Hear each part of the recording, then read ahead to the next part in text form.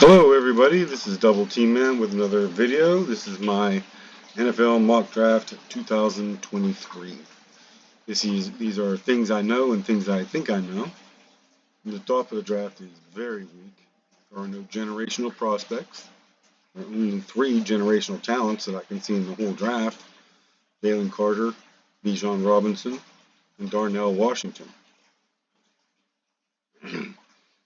Robinson and Washington are not really of the premium positions, being running back and tight end, so they can't be a generational prospect.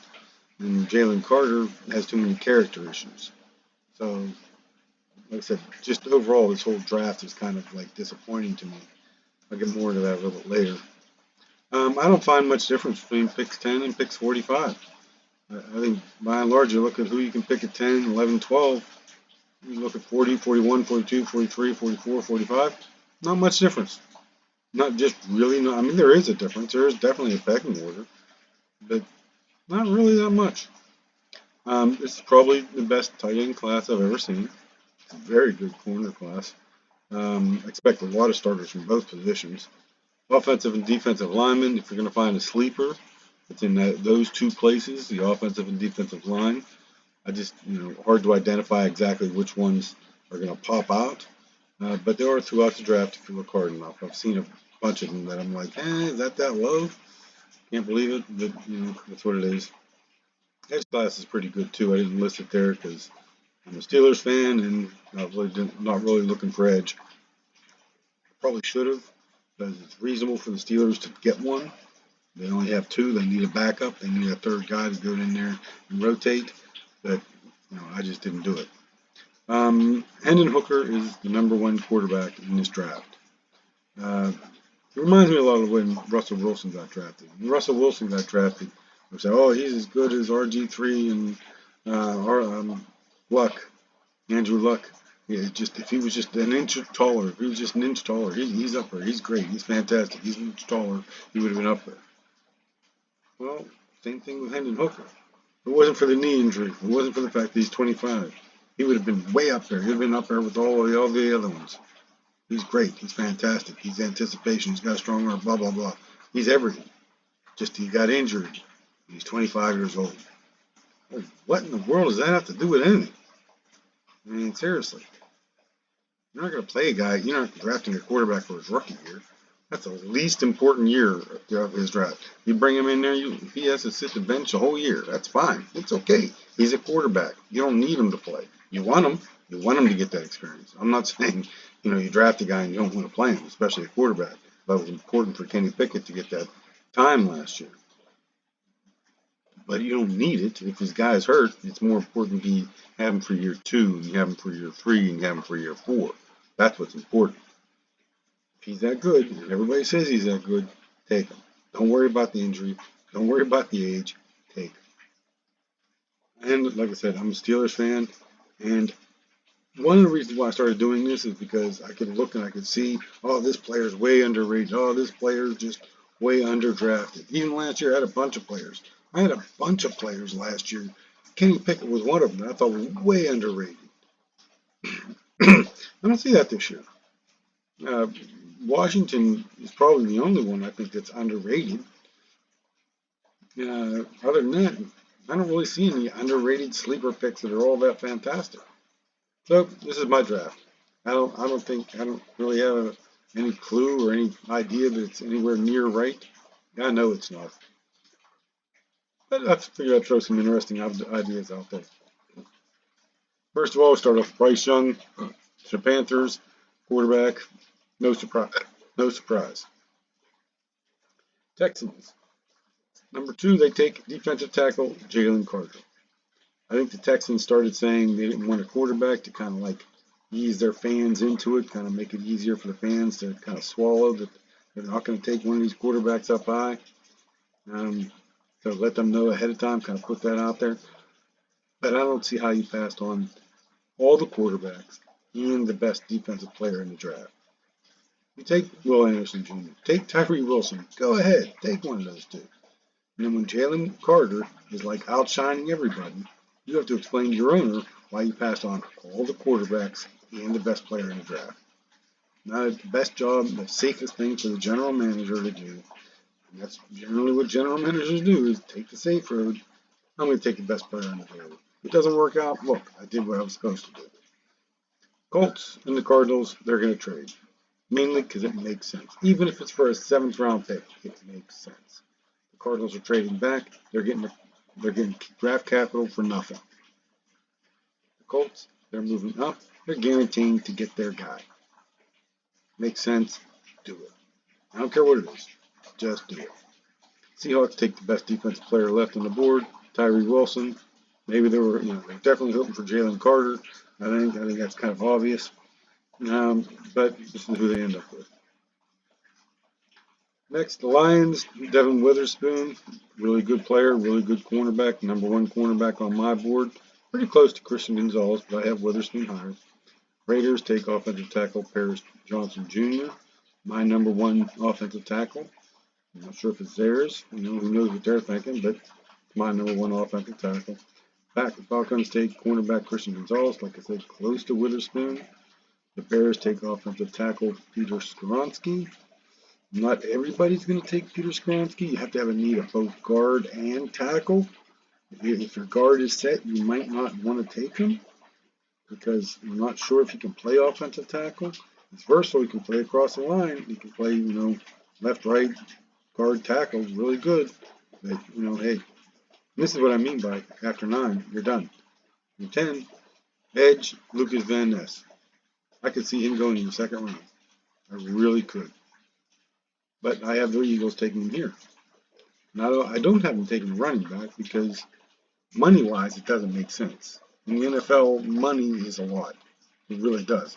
When you draft people in the draft is supposed to offset that money. That's where you get your cost savings. That's why a quarterback really high makes a lot of sense. Like the Steelers, they drafted Kenny Pickett last year with the 20th pick. He's going to cost about $3 million a year for the first 4 years of his contract.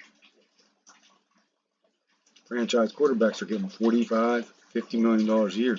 We're saving about $40 million a year because of a rookie quarterback. The Eagles were to take Bijan Robinson, we'd get about $7 million a year. That's a high-priced running back. You're not really saving money. Yes, you're getting probably one of the best running backs in the draft. You may be a step above everybody else in the draft, or everybody else in the NFL for that matter. But you're not saving that much money. That's why they take the edge player. It's all about money. 11 through 16, I got the Titans and Texans both taking quarterbacks. First C.J. Stroud and then Hendon Hooker. Like I said, I think Hendon Hooker is #1 quarterback. I have Levis #2. I'm not going to go through all my things. C.J. Stroud and Bryce Young would be the next two. Way below them, I got Anthony Richardson. Packers, just to stick it to Aaron Rodgers, they're going to take a wide receiver, Jackson Smith-Njigba. Patriots, offensive tackle Darnell Wright. Just seems to fit in my mind. Don't know why. It just really does. Jets, offensive tackle Broderick Jones. Mainly because they need one. Broderick Jones is good enough. He's kind of like the last one that's really there. Kind of the last one. There's one more, but anyways. Commanders take quarterback Joey Porter. Pittsburgh's. Because I'm a Pittsburgh fan, I traded down. Wouldn't do this for everybody, but I am trading down. I'm going from 17, and I'm going to get the 26th pick, the 90th pick, and pick 169. Yes, this fits the draft roster. Cowboys will do it because they want Bijan Robinson. That kind of fits them. Trying to win the Super Bowl, so that's what they're going to do at 17. They're going to take Bijan Robinson. Costs a lot cheaper than the 10. That kind of works out money-wise, too. Not great money-wise, but still good. Lions, they get that 5th-year option, which is nice. Lions, defensive tackle, Kalijah Kancey.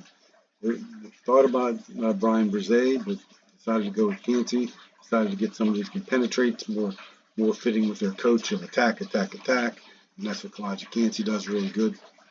The Buccaneers, they're going to take Anthony Richardson, the quarterback. I don't like this quarterback. I would not even consider taking him in the 1st round if I was general manager.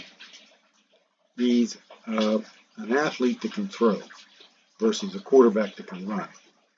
I've never seen an athlete that can throw that's made it in the pros. Quarterbacks that can run. Quarterbacks that can run. Yes. Running backs that can throw. No. That's why I look at him as. Seahawks edge Nolan Smith. Typical Seattle pick. A little bit undersized, but shows up on tape. Chargers wide receiver Zay Flowers. Some people think he's the best receiver in draft. Ravens cornerback Deontay Banks makes sense. I don't want Deontay Banks for the Steelers. Not that I don't like him as a player, I just don't like him for the Steelers. Vikings tight end Dalton Kincaid. Okay, makes sense. Gives him a shot as long as they got Cousins this year. Might not bring Cousins back, but you get a tight end in there, it could really make a difference, really push you over the top, I guess. Jaguars, defensive tackle Brian Bouze. I think I'm locked in on that one. I'm very confident about that one, actually, if he makes it that far. Giants, cornerback Emmanuel Forbes. Steelers, Darnell Washington.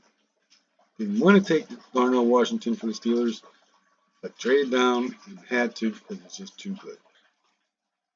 Plus, he helps at both offensive line and receiver because that's what tackles do, especially ones that can block that good. Bills take another tight end, Michael Mayer. A lot of people consider him number one. Tight end class is so good, there is debate as to who's number one.